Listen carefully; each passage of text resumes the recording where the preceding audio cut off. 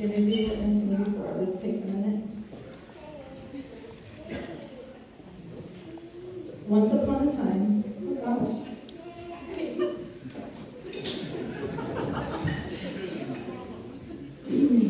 Once upon a time, there was a little boy who hated to travel. From the summer Jace turned 8, you could find us all over the state traveling to and from tournaments and games. Because money was a little tight at times, we didn't always have the luxury of staying in the city the tournament was in.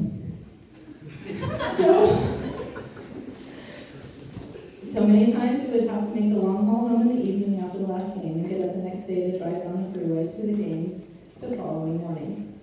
Consequently, Jace, that's him, grew to detest driving any distance.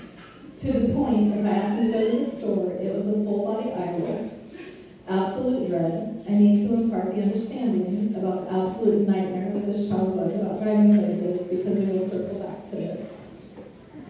So now let's fast forward to college, and as you know, he ends up at the University of Oregon playing baseball. While there, he would meet a teammate who had mentioned that back home in California, he knew this girl that he thinks Jace would hit it off with. Sure enough, they soon began chatting. And it's not very long before it becomes apparent that there is a mutual interest. It doesn't take long and she hops on a plane to Oregon to meet face to face. Now first impressions of Maddie Joy.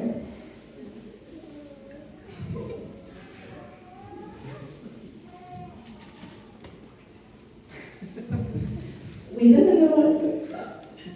I had a preconceived version of what a California girl was going to be.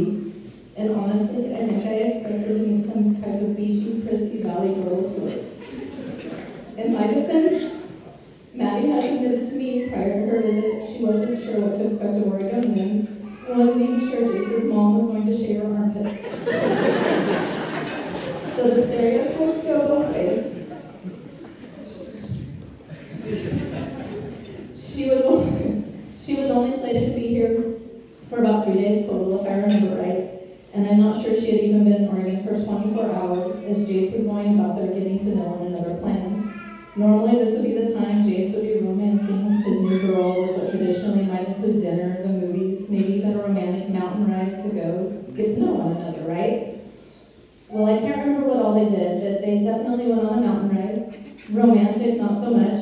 You see, within the first day of her being here, Jace gets a phone call from his dad. And to no surprise to most of you, there's an elk down.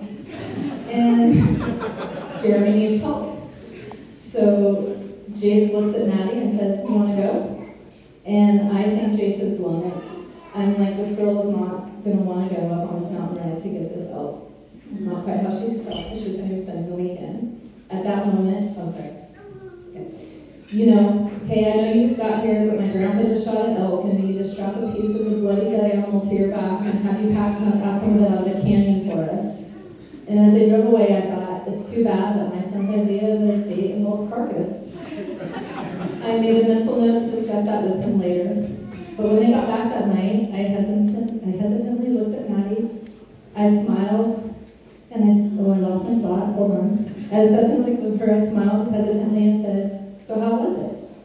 I was envisioning her calling her parents and explaining how she was forced deep into the mountains and had to help pack out her dinner out of a canyon. However, she looked at me, eyes wide, and very genuinely said, "That was awesome."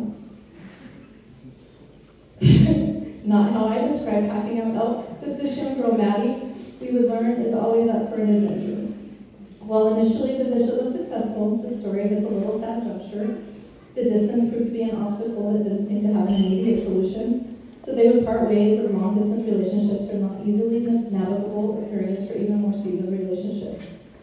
So remember I started the speech with Jace's aversion to driving, even 10 minutes to the store. Well, that comes into play here. Months would pass and Jace would come home from college that part of the summer.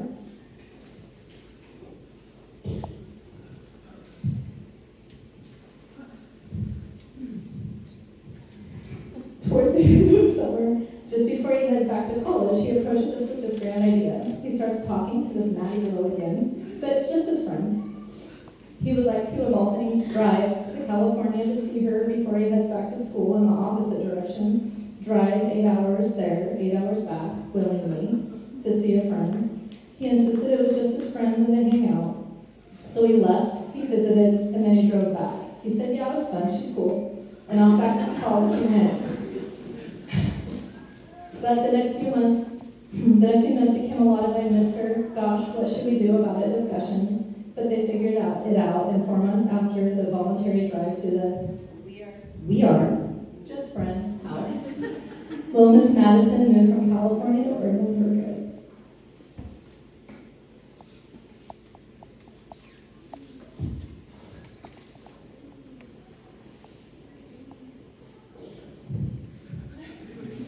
She is the definition of support, love, and encouragement to Jace.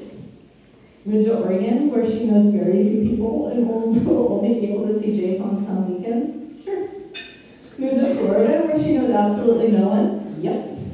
If that's what it takes. Just kidding, let's move back to Oregon. She packs for the drive all in. I have watched them pack years of lessons, growth, and plans into a few short months of a roller coaster of planning and execution.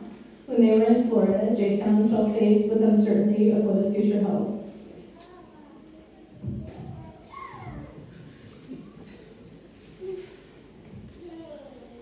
After a life filled with schedules and next steps that seemed to unfold before him, for the first time, his plans and dreams were changing abruptly, and he had no control of it.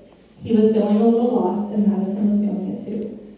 On a week they were home, Madison came to me, her eyes searching my eyes intently, and she asked, filled with emotion, he's struggling, what do I do? What can I do, and how do I help him? And I know she was feeling overwhelmed, and I knew what she was feeling because I too didn't know how to fix it for him. But the sincerity in her face and the love she had for him, it reassured me of one thing. They're going to be okay together. As his mama, I felt something peaceful fill me despite their struggle. You see, it wasn't about the obstacles they were experiencing, but the sense of comfort knowing she had him.